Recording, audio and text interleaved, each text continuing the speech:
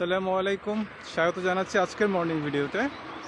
আজ কথা বলবো একটি গুরুত্বপূর্ণ বিষয়ে।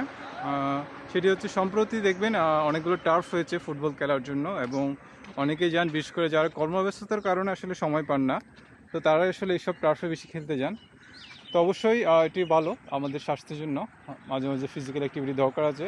কিন্তু যে সমস্যাটা হয় সেটা হচ্ছে বিশেষ করে যারা খেলেন তারা অনেক দিন পরেই মাঠে নামেন, এবং মাঠে নেমে তারা আসলে এমন ট্যাকল বা যে কাজগুলি করতে যান সেটি আসলে তাদের ফিটনেসের বাইরে। তারা আসলে বাস্তবতাটা বুঝতে চান না। তারা মনে করেন তাদের ফিটনেসটা আগের মতোই আছে, শৈশবে যেমন অনেকক্ষণ খেলতে পেরেছে।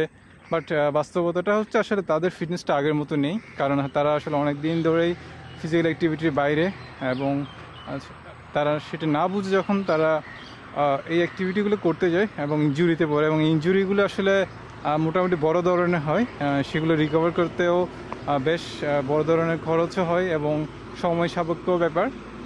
এবং এই ক্ষতিটা আসলে আমরা জাস্ট আমাদের কিছুটা অসচেতনতার জন্যই হয়।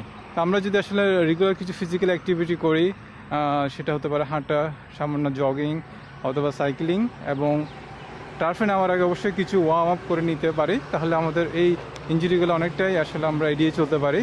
এবং পাশাপাশি আমাদেরও সতর্ক থাকতে হবে। আমরা আসলে আমাদের ফিটনেসের লিমিট সব কিছু বুঝেই আমাদের খেলতে হবে, এবং দেন আমরা আসলে বড় ক্ষতি এড়িয়ে চলতে পারবো, এবং আমাদের এই সময়গুলো, টার্ফের সময়গুলো এনজয় করতে পারবো। ধন্যবাদ আজকের ব্লগ দেখার জন্য। ইনশাল্লাহ পরবর্তী কোনো ব্লগ আবার কথা হবে। আসসালামু আলাইকুম।